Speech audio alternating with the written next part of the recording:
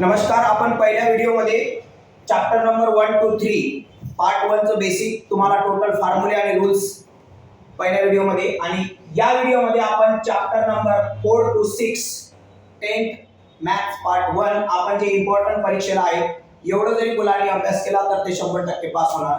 Okay, आता आपण चौथ्या चॅप्टर पासून स्टार्ट करणार आहे फायनान्शियल प्लॅनिंग. यामध्ये काय आहे तर यामध्ये मुलांनी काय लक्षात ठेवायचं आहे परीक्षेला तर जो काही जीएसटी टॅक्स लागतो 0% तो कोणकोणत्या वस्तूवर लागतो कारण हे तुम्हाला ऑब्जेक्टिव्ह मध्ये काय होतं पेपर मध्ये येतं. ह्या सगळ्या वस्तूंची नावं तुम्हाला काय करायची आहेत पाठ करायचं आहे की कोणावर 0% टॅक्स लागतं. क्लिअर मुलांनी हे पाठ करायचं आहे लगेच पाठ करा. 5% टॅक्स तुम्हाला कोणकोणत्या वस्तूवर लागतं हे वस्तूंची नावे तुम्हाला पाठ करायची आहे कारण हे तुम्हाला ऑब्जेक्टिव्ह मध्ये येणार आहे. त्यानंतर 12% टॅक्स तुम्हाला कोणकोणत्या वस्तूवर लागणार आहे हे सुद्धा तुम्हाला काय करायचं आहे पाठ करायचं आहे. त्या वस्तूंची नावे पाठ करायची आहे. खालीलपैकी कोणत्या वस्तूवर 5% टॅक्स आहे किंवा नाही असा तुम्हाला प्रश्न येणार. त्यानंतर 18% टॅक्स तुम्हाला कोणकोणत्या वस्तूवर लागतो हे सुद्धा तुम्हाला लक्षात ठेवायचं आहे. क्लिअर, त्या वस्तूंची नावं ठेवा. त्याच्यातली ऑप्शन एक वस्तू नसणार. क्लिअर, तर अशा पद्धतीचा तुम्हाला 1 मार्कचा क्वेश्चन तुम्हाला पेपर मध्ये 100% जीएसटीच्या बाबतीत येणार आहे. हे सगळ्यांनी लक्षात ठेवा. ओके, चला आता आपण जाऊया पुढे. तुम्हाला 28% टॅक्स कोणकोणत्या वस्तूवर लागतो तर हे लक्षात ठेवायचं आहे. या सगळ्यांची नावं तुम्हाला पाठ करायची आहे. एसी, वॉशिंग मशीन असेल, फ्रीज असेल, टोबॅको असेल, प्रोडक्ट असेल, बरोबर आहे का नाही. त्याच्यानंतर कार, लक्झरीज कार याच्यावर 28% तुम्हाला काय करतोय टॅक्स लागतोय. क्लिअर, चला आता त्यानंतर तुम्हाला काय लक्षात ठेवायचं आहे तर जीएसटी हा जो असतो हा डबल असतो. कुणाच्या सीजीएसटीच्या और कुणाच्या एसजीएसटीच्या. बरोबर, तुम्ही असं पण इथं लिहू शकता की जीएसटी मी एकत्र लिहिले तुम्ही वेगवेगळे लिहू शकता. हा जीएसटी हा डबल असतो. कुणाच्या डबल असतो तर इथं मी सीजीएसटी लिहिलं. आता इथं एसजीएसटी सुद्धा लिहिलं. क्लिअर, जर तुम्हाला सीजीएसटी काढायचं तर हा सीजीएसटी आणि एसजीएसटी काय असतो हा सेंट्रलचा टॅक्स असतो, हा स्टेटचा टॅक्स असतो. तर हे दोन्ही सेम असतात.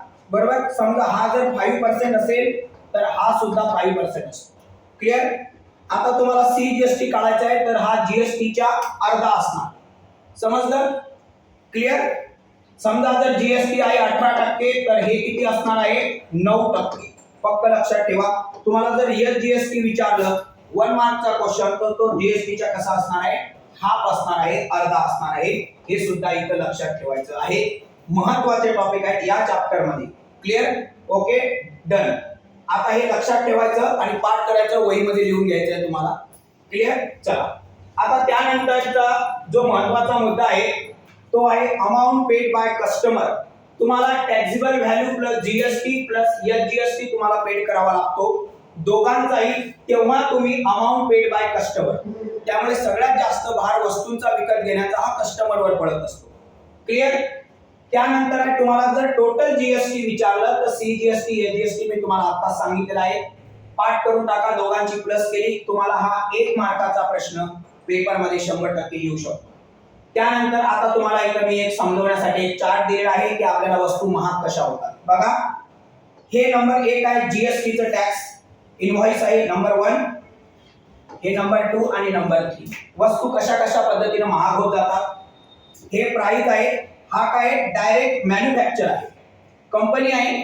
कंपनीमध्ये सीजीएसटी 6%, एसजीएसटी किती पर्सेंट आहे 6%. दोन्ही सेम असतात. आता वस्तूची प्राइस आहे 200 रुपये. 200 रुपयावर जर 6% म्हटलं सरळ 100 रुपयावर 6 रुपये तर 200 रुपयावर 6 आणि 6 12 रुपये होणार. बरोबर आहे ना. दोघांचा टॅक्स सेम आहे.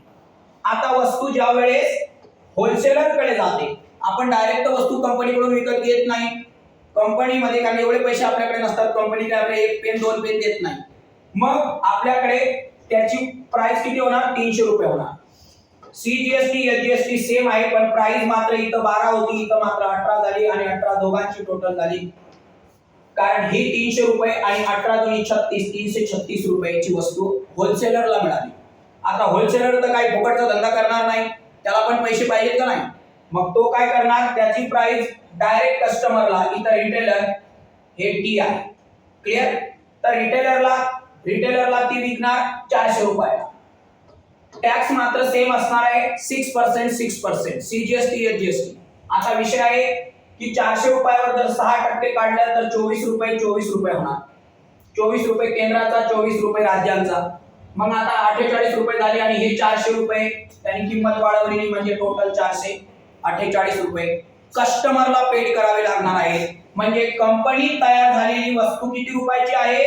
200 रुपयाची आणि तुमच्यापर्यंत किती रुपयाला आलेली आहे? 448 रुपयाची. आता बोंबलत बसा की तुम्ही म्हणता की एवढी महागाई कशी झाली. हे बघा असंच असतं ते टॅक्स. कळालं ना? ओके ना? हा, हे तुमच्यासाठी लय महत्वाचं आहे कारण आपण याच्यामध्ये भरडले जातोय. हा लय मोठा विषय आहे, सेपरेट मध्ये सांगणार, डायरेक्ट डोळे उघडणार. क्लिअर. चला, त्यानंतर आहे इनपुट टॅक्स. पेपर मध्ये काय काय महत्वाचं असतं? Tax collected time of sale. सेलच्या वेळेस जो टॅक्स लावला जातो त्याला आउटपुट टॅक्स म्हणतात.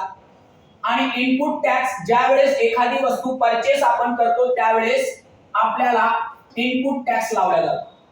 याला शॉर्टकट मध्ये ITC असं म्हणतात. क्लिअर. पाठ करून टाका लगेच. ज्या वेळेस वस्तू आपण सेल करतो त्यावेळेस आउटपुट टॅक्स असतो आणि ज्या वेळेस वस्तू आपण परचेस करतो त्यावेळेस इनपुट टॅक्स लावला जातो. दुकानामध्ये जसं की दुकानदार आपण होलसेलर मधून घेतो आणि आपल्याला विकतो. क्लिअर. इनपुट आउटपुट टॅक्स साधा वस्तू आहे. आता तुम्हाला याच्यावर जीएसटी लावायचा असेल, कसा लावणार? आउटपुट टॅक्स मधून इनपुट टॅक्स मायनस करणार. तुम्हाला मी उदाहरण सुद्धा इथं दिलेलं आहे. कदाचित हा प्रश्न आला तर तुम्ही अशा पद्धतीने सॉल्व्ह करायचा आहे. Output tax minus input tax हे तुमचं उत्तर आहे. क्लिअर. या व्हिडिओमध्ये मी तुम्हाला एक्झॅक्ट पेपर मध्ये पास होण्यासाठी काय लागतं हा व्हिडिओ बघायचा. एक सुद्धा विद्यार्थी महाराष्ट्राचा नापास होणार नाही. फक्त मी सांगतो तेवढा फक्त अभ्यास करा. क्लिअर. हा व्हिडिओ तुम्हाला डायरेक्ट मॅथमॅटिक्स मध्ये पास करू शकतो. त्यानंतर आता तुम्हाला जीएसटी पेएबल करायचं असेल तर तुम्हाला आउटपुट टॅक्स मधून इनपुट टॅक्स मी तुम्हाला आता सांगितलेलं आहे, नोट करून घ्या. त्यानंतर टोटल व्हॅल्यू जीएसटीची टॅक्सेबल व्हॅल्यू प्लस जीएसटी तुम्हाला किती टॅक्स लागला आणि त्याच्यामध्ये जीएसटी काय करायचं आहे? ऍड करायचा आहे. हा फॉर्म्युला आहे, फक्त लक्षात ठेवायचा आहे गणित सोडवल्याच्या नंतर. Sum of invested number of share तुम्हाला मार्क प्राइस व्हॅल्यू मल्टिप्लाय करायची आहे. तुम्हाला सम ऑफ इन्व्हेस्ट किती शेअर केले? समजा तुम्ही 17 शेअर केले, गुणिला किंमत किती आहे? बरोबर आहे की? समजा तुम्ही 17 शेअर इथं घेतलेले आहे, मल्टिप्लाय बाय तुम्ही समजा प्राइस असेल 15 रुपये, जे काय असेल ते मल्टिप्लाय करायचं म्हणजे तुमचं इन्व्हेस्टेड निघू शकतं. तुम्हाला विचारतात प्रश्न सम ऑफ इन्व्हेस्ट किती, त्यावेळेस हा फॉर्म्युला यूज करायचा आहे. क्लिअर. फक्त मी सारांश सांगतो एक्झॅक्ट पास होण्यासाठी काय लागतं. तुम्हाला मार्क प्राइस विचारली, काय करणार? फेस व्हॅल्यू मध्ये तुमचा प्रीमियम तुम्ही काय करायचा? प्लस करायचा. हे दोन्ही तुम्हाला देतात, हे विचारतात. समजलं? जर हे विचारलं तर हे इकडे प्लस, ते इकडे गेले की काय होणार आहे? मायनस होणार आहे. 1 2 3 गोष्टी आहेत. हे इकडे प्लस, समजा तुम्हाला हे विचारलं तर हे 2 देणार, मग हे इकडे प्लस असणार, मग हे इकडे गेले की काय होणार आहे? मायनस होणार. क्लिअर. चला पाठ करा. नंबर ऑफ तुम्हाला शेअर विचारलं, टोटल इन्व्हेस्टमेंट डिवायडेड बाय तुमची मार्क व्हॅल्यू करायची आहे. समजा तुम्हाला विचारलं नंबर ऑफ शेअर किती आहे, मग हे 2 देणार, बरोबर आहे ना? मग या दोघांचा डिवाइड करायचा म्हणजे तुमचं उत्तर हे निघणार. क्लिअर. हे फॉर्म्युले आहेत, रूल्स आहेत, तुम्हाला पाठ करायचं आहे. फक्त लक्षात ठेवा, वही आणि पेन घ्या, हे लिहा आणि तुम्हाला इझी तुम्ही पास होऊ शकता. क्लिअर. ओके. चला आता आपण पुढे जाऊया. आता आहे तुम्हाला रेट ऑफ रिटर्न. तर तुमचा dividend income divided by sum of invested करायचा आहे, मल्टिप्लाय बाय 100 करायचा आहे. पेपर मध्ये तुम्हाला रेट रिटर्न विचारणार आहे आणि ह्या 2 गोष्टी तुम्हाला देणार आहे. मल्टिप्लाय बाय इथं टाकायचं, काय दिलेले असेल ती व्हॅल्यू टाकायची, इथं व्हॅल्यू टाकायची, मल्टिप्लाय बाय 100 करायचं, कॅल्क्युलेट करायचं, आलं उत्तर. काय विचारलं तर? रिटर्न विचारलं तर. क्लिअर. त्याच्यानंतर आहे बाईंग प्राइस. समजा 1 शेअर असेल, मी इथं समजवलं तुम्हाला, तर तुम्हाला mark price value plus brokerage. तुम्हाला तुमच्या टीचरांनी शिकवताना ब्रोकरेज वगैरे डिटेल मध्ये शिकवलेलं असेल. क्लिअर. तर तुम्हाला जर 1 शेअर विचारलं तर तुमच्या मार्क व्हॅल्यू मध्ये ब्रोकरेज ऍड करायचा असतो. बरोबर आहे का? आपण मार्केटमध्ये जाताना एखादी आपल्याला बैलांच्या मार्केटमध्ये माहित नसेल, तो ब्रोकर असतो मधला, तो ब्रोकर घेतो आपल्याला 1% 2%. फक्त लक्षात ठेवा, अशा पद्धतीने तुम्हाला सॉल्व्ह करायचं असेल गणित. सेलिंग प्राइस पर शेअर विचारली असेल, इथं काय बाईंग प्राइस आहे, तर इथं फक्त काय आहे मायनस वापरायचंय. तुम्हाला काय वापरायचं आहे मायनस. फक्त लक्षात ठेवा इथं प्लस आणि इथं फक्त फरक एवढा आहे, इथं बाईंग आहे आणि इथं सेलिंग आहे. क्लिअर. हा फॉर्म्युला आहे. मेन टॉपिक सांगतोय परीक्षेला पास होण्यासाठी. मुलांना येतं पण काय करायचं हे कळत नाही. समोर आकडे असतात, प्लस करू का मायनस करू हे कळत नाही. त्यामुळे हे लक्षात ठेवा.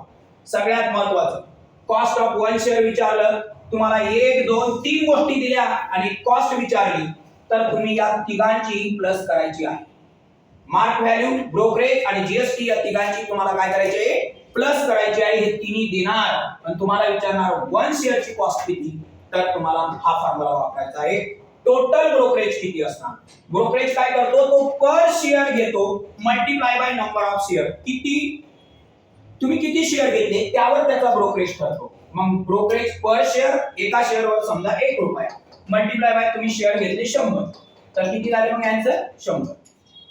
क्लिअर. हा फॉर्म्युला आहे. फक्त लक्षात ठेवा, वही पेन काढा, नुसतं व्हिडिओ बघायचं नाही, नोट करा आणि अशा पद्धतीने तुम्हाला 100% गणित येणार आहे. क्लिअर. चला त्यानंतर आता आपण चॅप्टर नंबर 5 कडे जाणार आहे. सर्वात महत्त्वाचा आउट ऑफ नंबर तुम्हाला देणारा हा परीक्षेचा टॉपिक आहे. 27 रेड कार्ड असतात तुम्हाला. पत्ते किती असतात 52. क्लिअर. आता 13 हळ असतात, 13 तुम्हाला डायमंड असतात, क्लब हे सगळ्या पोरांना माहिती आहे. 10वीतल्या पोरांना हे माहित नाही म्हणजे त्याला काहीच माहित नाही. हे सगळं तुम्हाला माहिती आहे. कारण इथं माहित असण्याचं कारण की तुम्हाला इथं याचा सॅम्पल पेज बनवावा लागतो. हे लक्षात ठेवा. त्या सॅम्पल पेज वरून तुम्हाला खाली जे काही प्रश्न आहेत ते प्रश्न तुम्हाला विचारले जातात. क्लिअर. हे लक्षात ठेवायचं आहे. आता आपण पुढे जाऊया. पुढे बघा की तुम्हाला एक्झॅक्ट या चॅप्टर मध्ये काय लक्षात ठेवायचं आहे. तर या चॅप्टर मध्ये तुम्हाला लक्षात ठेवायचं आहे की वन जर पॉइंट तुम्ही टॉस केला, कारण हा सॅम्पल पेज आहे, याच्याशिवाय तुम्हाला काहीच नाही. त्यामुळे हे लक्षात ठेवायचं. वन कॉस हेड आणि टेल असणार. तुम्ही जर 2 पॉइंट टॉस केलं एच एच इथं टी टी सरळ आणि उलट लक्षात ठेवायचं. इथं H T H H T आणि इथं T H. Total sample page किती होणार आहे हा 4 होणार आहे. हे लक्षात ठेवा. तुम्हाला हे अत्यंत महत्त्वाचं आहे कारण याच्याशिवाय तुम्हाला गणितच सोडवता येणार नाही. या चॅप्टर मध्ये सर्वात महत्त्वाचं सांगतो, पहिले सॅम्पल पेज बनवायचं, त्याच्यानंतर खालच्या प्रश्नांची उत्तरं द्यायची. करेक्ट. संपला विषय. आता इथं तुम्हाला जर 3 कॉइन त्याने टॉस करायला विचारले तर तुमचा हा सॅम्पल पेज होणार आहे. हे लक्षात कसं ठेवायचं. इथं एच एच लिहायचं, उलट लिहायचं टी टी. कळालं. इथं बघा एच डबल आहे, इथं टी डबल आहे, इथं टी मध्ये आहे, इथं एच मध्ये आहे. कळलं ना. लक्षात कसं ठेवायचं. अभ्यास लक्षात ठेवायचा असतो, नुसतं पाठ करायचं नसतं. इथं बघा एच 2 नंबरला आहे, इथं आपले एच एच लास्टला आहे, इथं टी टी लास्टला आहे. झालं. आणि एक लक्षात ठेवायचं, ज्यावेळेस तुम्ही 3 कॉइन टॉस करता त्यावेळेस तुमचा सॅम्पल बेस हा 8 असतो. क्लिअर. ज्यावेळेस तुमच्या 1 डाय मध्ये नंबर किती असणार आहे 6 1 2 3 4 5 6. ज्यावेळेस तुम्हाला तो 2 डाय टॉस करायला विचारतो त्यावेळेस तुमच्याकडे नंबर किती असतील तर 1 चा मित्र 1 2 3 4 5. नंतर तुमच्या 2 चा मित्र कोण 1 2 3 4 5. अशा तुमच्या टोटल 6 लाईनी होती. टोटल सॅम्पल पेज किती असणार आहे तुमचा 36. पाठ करून टाका. अत्यंत अत्यंत हा महत्त्वाचा मुद्दा आहे. टोटल तुमचा सॅम्पल पेज 36 होणार. कोणताही तुम्हाला प्रश्न विचारला तर पहिल्यांदा सॅम्पल पेज बनवावा लागतो, त्याच्यानंतरच प्रश्नांची उत्तरं सॉल्व्ह करावी लागतात. हे लक्षात ठेवायचं आहे. क्लिअर. चला आता आपण पुढच्या मुद्द्याकडे जाऊया. पुढचा मुद्दा आहे तुम्हाला जर का random of the experiment sample page S A experiment तुम्हाला विचारलं 5.3 मध्ये या पद्धतीची प्रश्न आहेत आपल्याला. Number of sample A event तुम्ही एक सॉल्व्ह केलं, टोटल तुमचे सॅम्पल पेज किती आहेत ते एकमेकांना फक्त डिवाइड करायचं. काय करायचं आहे डिवाइड करायचं आहे. केव्हा ज्यावेळेस तुम्हाला अशी सिच्युएशन दिलेली असेल तेव्हा. क्लिअर. आता तुम्ही काय करता सॅम्पल पेज बनवता, खालच्या प्रश्नांची उत्तरं देता. बरोबर आहे की नाही. सॅम्पल पेज बनवणार, खालच्या प्रश्नांची उत्तरं देणार. मग तुम्ही टोटल सॅम्पल पेज ते लिहिणार आहे की नाही. बरोबर आहे की नाही. फक्त तो काय करणार त्या इव्हेंटला, या इव्हेंटचं नाव ए आहे, इथं इव्हेंटचं नाव बी पण असू शकतं. B divided by number of sample space दोघांचा. समजा इथं काय आहे, मी एक उदाहरण सुद्धा तुम्हाला इथं समजण्यासाठी एक्झाम्पल दिलेलं आहे. क्लिअर? बघा काय दिलेलं आहे, above the expression getting white, जे बॉल आहे त्याला मी ए म्हटलेलं आहे. 3 आर द 3 व्हाईट्स, बरोबर आहे कारण बॉल त्याला मी 3 माझे व्हाईट बॉल आहे. पण माझा जो काही सॅम्पल पेस आहे total the number of ball, yes माझा सॅम्पल पेस किती आहे 4 आहे. मग मी काय करणार, number of event A divided by number of sample space. माझ्याकडे बॉल किती आहे 3, सॅम्पल पेस किती आहे 4, म्हणजे माझं उत्तर येणार 3/4. क्लिअर? हे समजण्यासाठी तुम्हाला एक्झॅक्ट मी एक एक्झाम्पल दिलेलं आहे जेणेकरून तुम्ही हे सॉल्व्ह करणार. चला आता आपण पुढे जाऊया. तुम्हाला आता आपण आलेलो आहे चॅप्टर नंबर 6.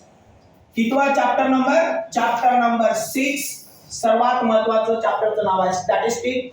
आता मात्र तुम्हाला 100% चांगले गुण मिळणार. 5वं आणि 6वं चॅप्टर आउट ऑफ असतं, याच्यामध्ये कन्फ्यूज होण्याचं काही आहेच नाही जर तुमच्या टीचरांनी तुम्हाला डिटेल मध्ये शिकवलं असेल तर. क्लिअर? मार्क जाणार नाही. हा मीनचा फॉर्म्युला आहे. क्लिअर? हा मीनचा फॉर्म्युला लक्षात ठेवा, सगळ्यांना माहिती आहे. यामध्ये कोणकोणत्या मेथड आहेत ते पण आपण पुढे हळूहळू बघणार आहे, बरोबर आहे का नाही? इथं तुम्हाला हे डायरेक्शन दिलेलं आहे, हे मी पुढे तुम्हाला सांगतोय की काय आहे ते पुढच्या टॉपिकचं आहे. क्लिअर? चला पहिल्यांदा तुमच्या मीनची डायरेक्ट मेथड आहे. हे तुमच्या मीनची कोणती मेथड आहे? डायरेक्ट. आता मी एक्झाम्पल तुम्हाला दिलेलं आहे, मला फक्त कॉलम द्यायचे होते पण मी डायरेक्ट तुम्हाला एक्झाम्पल दिलेले आहे. आता तुम्ही क्लास, हा तुमचा पहिला कॉलम असणार क्लास. क्लास मार्क हा नेहमी 2 नंबरचा कॉलम होतो, याच्यामध्ये चेंज होत नाही. मेथड बदलली की फ्रिक्वेन्सी कॉलम पुढे पुढे जातो. त्याच्यानंतर 3 नंबरचा कॉलम फ्रिक्वेन्सी, क्लास मार्क आणि फ्रिक्वेन्सीचा आपल्याला मल्टिप्लाय करायचा असतो ते या कॉलम मध्ये. क्लिअर? इथं मी उदाहरण दिलेलं आहे, लक्षात ठेवायचं आहे नेहमी. हे कंटिन्यू क्लास आपल्याला काय पाहिजे? सेम पाहिजे. मी तुम्हाला डिटेल मध्ये हे व्हिडिओ सेंड करणार आहे, डायरेक्ट मेथड, अजून मेथड, स्टेप डिव्हिजन मेथड. इथं फक्त मी तुम्हाला कॉलम मला सांगायचं होतं की हे कॉलम तुम्हाला लक्षात ठेवायचे आहे.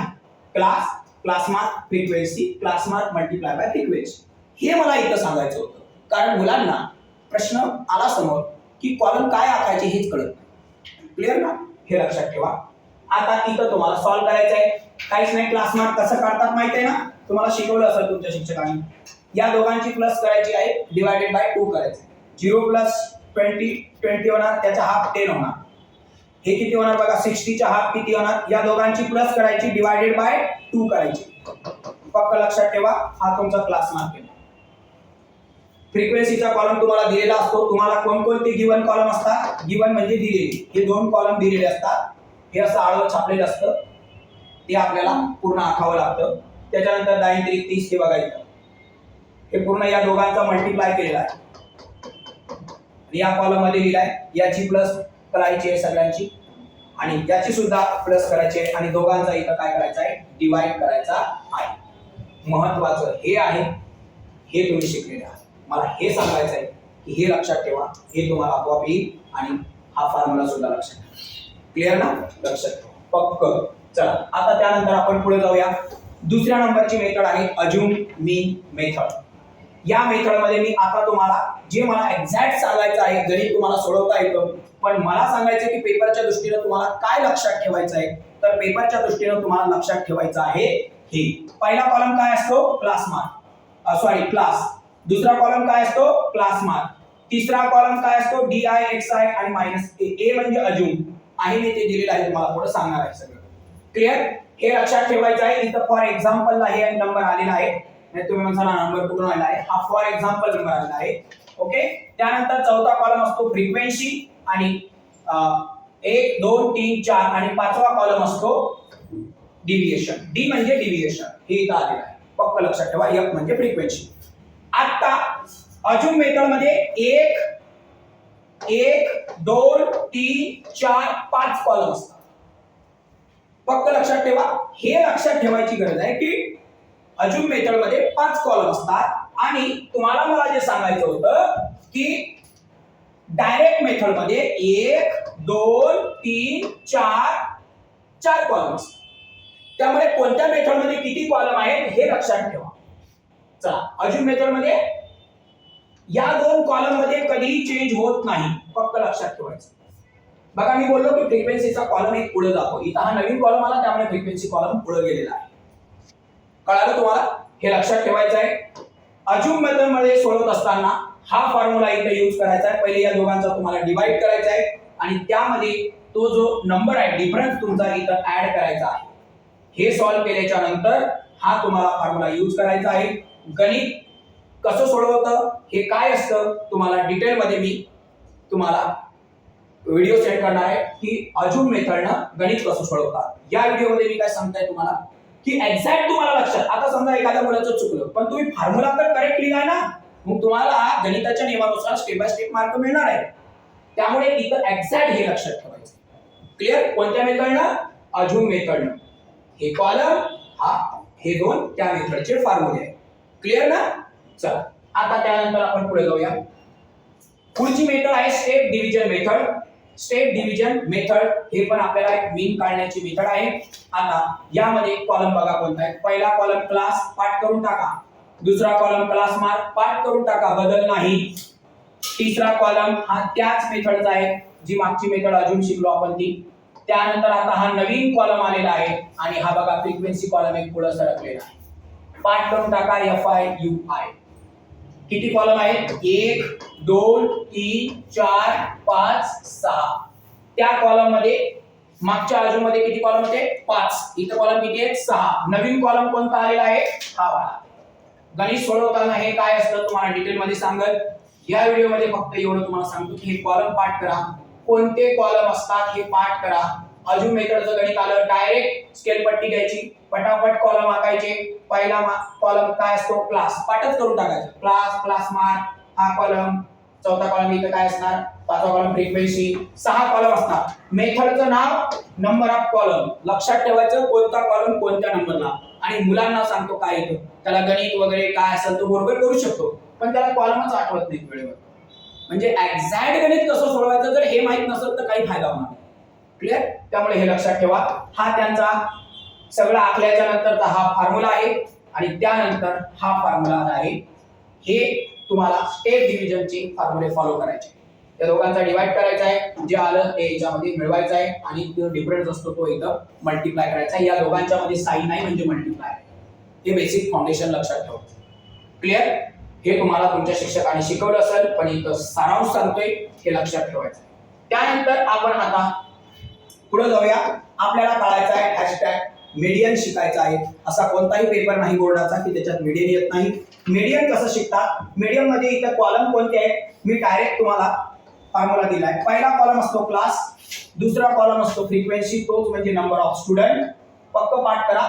त्याच्यानंतर असतं इथं आपल्याला लेस दॅन अप्पर लिमिट फ्रिक्वेन्सी असते. लेस दॅन दोन प्रकारची असतं, एक लेस दॅन आणि दुसरं असतं मोर दॅन. आता इथं आहे लेस दॅन. क्लिअर? हा काय फॉर्म्युला आहे? हा काय मीडियनचा फॉर्म्युला आहे n/2 - CF common frequency divided by F into H. पाठ करून टाका. हा तुमचा मीडियनचा फॉर्म्युला आहे. लगेच पाठ करा, पटकन लिहा. आणि त्यानंतर आता पुढे तुम्हाला n म्हणजे काय असतं पाठ करा. Lower class. n म्हणजे सम ऑफ फ्रिक्वेन्सी. h म्हणजे काय असतो? त्याची हाईट असते. सांगतो मी इथं तुम्हाला. हे 35 आणि हे 40, या दोघांचा फरक किती आहे? 5. तर ही तुमची असणार हाईट. पक्क लक्षात ठेवा. ज्यावेळेस तुम्ही शिकता त्यावेळेस हर गोष्ट डिटेल मध्ये शिकायची, विसरायचं नाही. F म्हणजे फ्रिक्वेन्सी असते तुमची मीडियन क्लासची आणि CF म्हणजे असतं तुमचं कम्युलेटिव्ह फ्रिक्वेन्सी असतं. कळालं? ह्या गोष्टी इथं तुम्ही पक्क लक्षात ठेवायचं आहे. क्लिअर? आता इथं कॉलम कोणते? Given class. पक्क लक्षात ठेवा. Continue class. कळालं? फ्रिक्वेन्सी आणि असतं इथं कम्युलेटिव्ह फ्रिक्वेन्सी लेस दॅन. ज्या वेळेस तुम्हाला विचारता की बाबा कॉलम कोणते आखायचे मीडियन काढताना, इथं कंटिन्यू क्लास का आला? कारण हे जर कंटिन्यू क्लास नसते तर कंटिन्यू म्हणजे काय असतो तुम्हाला मी सांगितलेलं आहे 10 आणि 15. तर इथं 15 आणि इथं जर आपल्याला समजा 10 आणि 15 असेल, बरोबर ना? मग इथं असेल 16 आणि 20 असेल, तर हा कंटिन्यू आहे का? नाही आहे. त्यामुळे आपल्याला इथं कंटिन्यू करताना 5 पॉईंट मागे जावं लागतं आणि 5 पॉईंट पुढे जावं लागतं आणि हा कंटिन्यू नाही आहे म्हणून आपल्याला कंटिन्यू करायचा आहे. त्यामुळे कॉलम कंटिन्यू नसेल तर हा एक कॉलम काय होणार आहे तुमचा वाढणार आहे. फक्त हे कॉलम लक्षात ठेवा. हे बेसिक फंडामेंटल अत्यंत महत्वाचं आहे ग्रेडियंट काढताना. क्लिअर? कोणकोणते कॉलम मला आखावे लागतील. त्यानंतर पुढं इथं मी तुम्हाला एक एक्झाम्पल दिलेलं आहे. लेस दॅन फ्रिक्वेन्सी तुम्हाला दिलेली असेल तर 10 0 to 10 हे बघा तुमचं. आता इथं हे कंटिन्यू आहे बघा. तुम्हाला एक एक्झाम्पल दिलेलं आहे जेणेकरून तुम्ही सोडवणार. तुम्हाला हा कॉलम दिलेला असतो. लेस दॅन असेल तर इथं 3 घ्यायचे आणि हे 10 या 3 मधून मायनस करायचे. हे बघा कळालं. इथं 22 आले त्याच्यामध्ये 10 मायनस करायचे. मग काय येणार तुमचं हे 22 परत मायनस करायचे याच्यामधून. आता हे 54 इथं येणार परत त्याच्यातून हे 40 मायनस करायचे. म्हणजे काय साधा विषय आहे.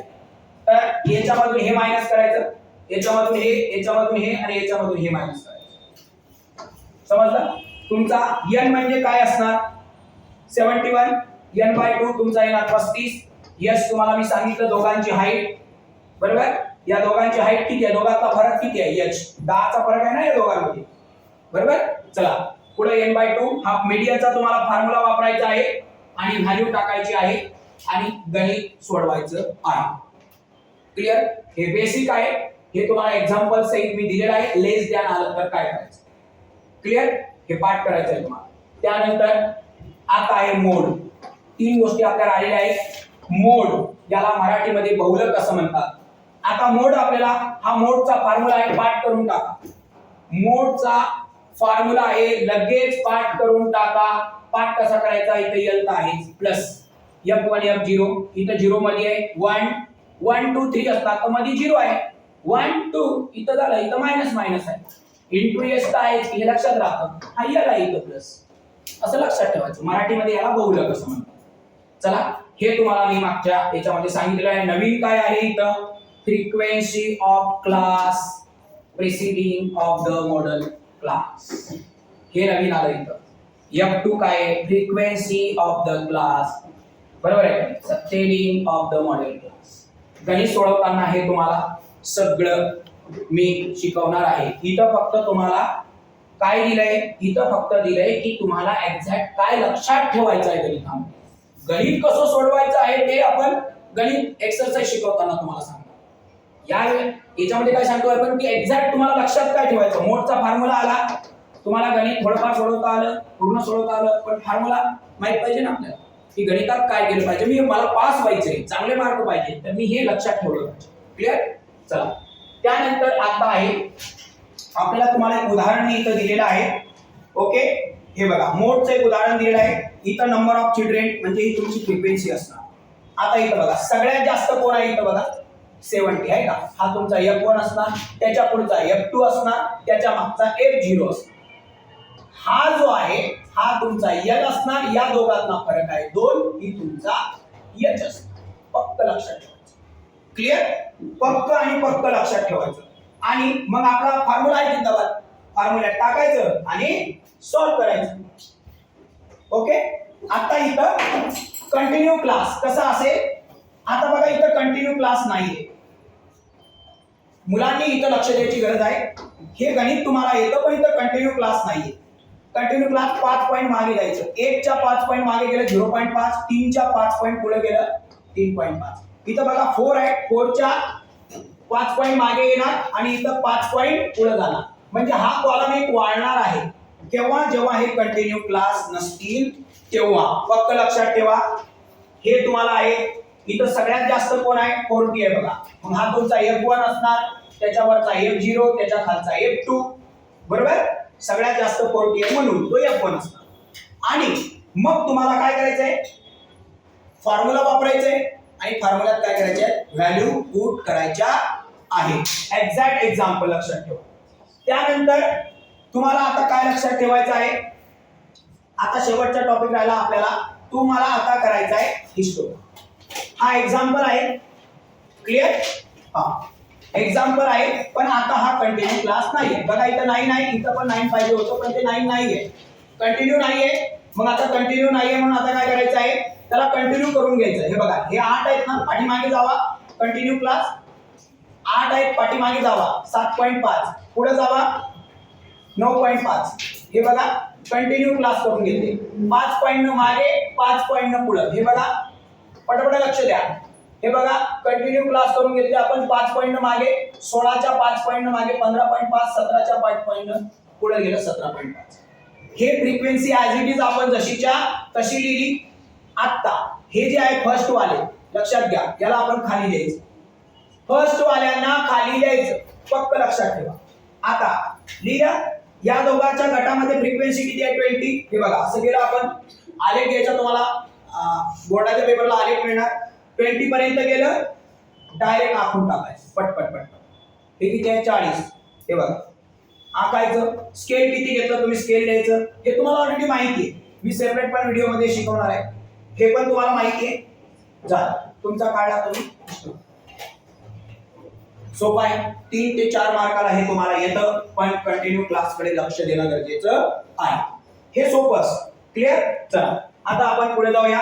आपले दोनच एक्झाम्पल आले. आता आहे पाय डायग्राम. पाय डायग्राम मध्ये काय असतं, तर पाय डायग्राम मध्ये सगळ्यात महत्वाचं असतं, हे तुमचं गणित आहे. मी इथं डायरेक्ट एक्झाम्पल घेतलेलं आहे. या एक्झाम्पलला इथं बघा हे नाव असे उभे लिहायचे. हे बघा हे आहे ना, याला असं उभं लिहायचं. पटकन लिहून घेतलं. याला पण उभं येणार, कारण हे उभं लिहिलं म्हणजे हे पण उभं येणार. युनिट्स याची प्लस करायची. किती झाले रे प्लस 60. टोटल आता याचा मला पर्सेंटेज काढायचा. Measure of the central angle. बघा हे किती आहे 24 भागेला 60 करायचं. सर्कलचं माप किती असतं, पूर्ण सर्कलचं माप 360 असतं. कॅल्क्युलेट करायचं. 0 0 कट 6 1 6 6 6 36, 24 गुणिला 6 144. हे शून्य हे शून्य कट. 6 1 6 6 6 36, 14 गुणिला 6 14 7 84. हे असं पूर्ण सॉल्व्ह करायचं. टोटल किती असणार 360. मग एक आपलं सर्कल घ्यायचं. सर्कल काढताना जरा 7 सेंटीमीटर 6 सेंटीमीटर स्केल पट्टीमध्ये त्या गोल राऊंड मध्ये अंतर घ्यायचं आणि असं काय काढायचं, सर्कल काढायचं. एक रेडियस काढायची कोणती पण. पहिल्यांदा 140 करून घ्यायचं. किती करायचं 140. 140 काढलं. डी जे माप असतं तुमचं, त्या डी चं माप घ्यायचं. 140 काढायचं. परत त्याला राऊंड असं फिरवायचं. जे अँगल काढायचा तो भाग वहीचा आपल्या समोर घ्या, म्हणजे आपण कन्फ्यूज होणार नाही. मग घ्यायचं. मग 84 24 30 60 24 हे सर्कल मध्ये तुम्हाला काय काढायचं आहे, काढून घ्यायचं आहे. क्लिअर.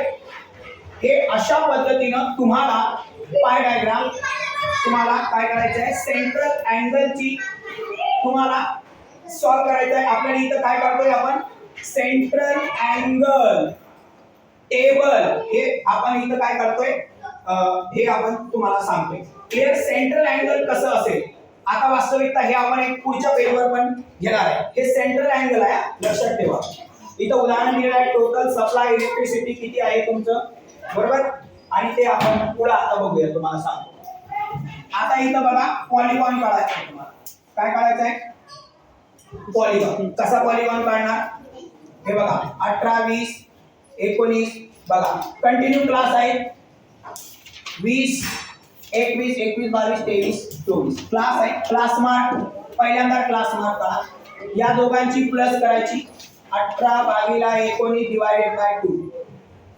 2 केल्याच्या नंतर आता आपल्याला करायचं, या दोघांचं केलं आपण. 18 2 36 बरोबर आहे का नाही. 36 आणि 1 37 भागिला 2 बरोबर, म्हणजे उत्तर येणार 18 पॉईंट किती येणार तुमचं 5. आता 18 2 36 आणि 37 येणार क्लास, आणि क्लास मार्क आपण असं काढून घ्यायचं. त्याच्यानंतर आहे तुमची फ्रिक्वेन्सी काढायची. काय काढायची, फ्रिक्वेन्सी काढा. फ्रिक्वेन्सी तुम्हाला ऑलरेडी हे दिलेली असते, कळलं. आता बघा हे दोघं इथं कॉमा मध्ये लिहायचे. इथं कॉमा मध्ये लिहायचे. हे बघा कॉमा मध्ये लिहायचे, कॉमा मध्ये लिहायचे, कॉमा मध्ये लिहायचे. कळलं. आता तुम्हाला पुढे काय करायचं आहे, तुम्हाला पुढे हे झाल्याच्या नंतर हा जो फर्स्ट कॉलमचा नंबर आहे 17.5, एक कॉलमनं मागे जायचं आहे. इथं किती 18.5 आहे ना, 18.5 एक कॉलमनं मागे जायचं आहे. इथं हा आलेख काढायचा आहे. इथं प्रमाण घ्यायचं आहे 4 6 8. हे लगेच कळतं तुम्हाला याच्यावर. याच्यावरून हे प्रमाण ठरवायचं. काढून घेतलं. आता इथं 17.5 म्हणजे तुमचं हे इथं येणार 18.5 आणि 4. इथं बघा हे 18.5 आणि हे बघा 4 आलं का. 18.5 हे आणि हे 4. 19.5 आणि 13 हे बघा हे 19.5 आणि हे बघा तुमचं इथं आलं मिडल मध्ये. हे बघा कुठं आहे हे बघा तुमचं 12 आणि 13 हे बघा इथं मिडल मध्ये. समजलं. हे तुम्हाला असं काय करायचं आलेखावर छापायचं. लक्षात ठेवा पहिले पॉइंट काढून घ्यायचे. काय करायचे पॉइंट. आणि हे पॉइंट काय करायचे एकमेकाला स्केल पट्टीने जोडून घ्यायचे. काय निघणार तुमचा पॉलिगॉन निघणार. क्लिअर. आणि हे सोपं आहे. फक्त क्लास मार्क कंटिन्यू आहे का ते तुम्हाला बघायचं आहे. आणि त्यानंतर इथं आपला हे जे आहे हा जो सारांश आहे एवढा डिटेल मध्ये आता इथं काय झालेला आहे संपलेला आहे. जर तुम्हाला पास व्हायचं असेल तर मी सांगितलेले सगळे फॉर्म्युले, मी सांगितलेले नियम, मी सांगितलेले जे काही फॉर्म्युले असतील, नियम असतील, रूल्स असतील, काही असू द्या, जर तुम्ही हे डिटेल मध्ये लक्षात ठेवलं तर एकही मुलगा महाराष्ट्रातला नापास होणार नाही. पण तुम्हाला नुसतं व्हिडिओ बघायचं नाही तर तुम्हाला ते वहीमध्ये लिहून काढावं लागेल. त्या पद्धतीचे एक एक एक्झाम्पल तुम्हाला सॉल्व्ह करावं लागेल आणि कॉन्सेप्ट मात्र लक्षात ठेवावी लागेल. आणि त्यामुळे तुमची चॅप्टर नंबर 4 to 6 ची इझी प्रॅक्टिस होणार आहे. पास व्हायचं असेल अभ्यास करा. थँक्यू. धन्यवाद.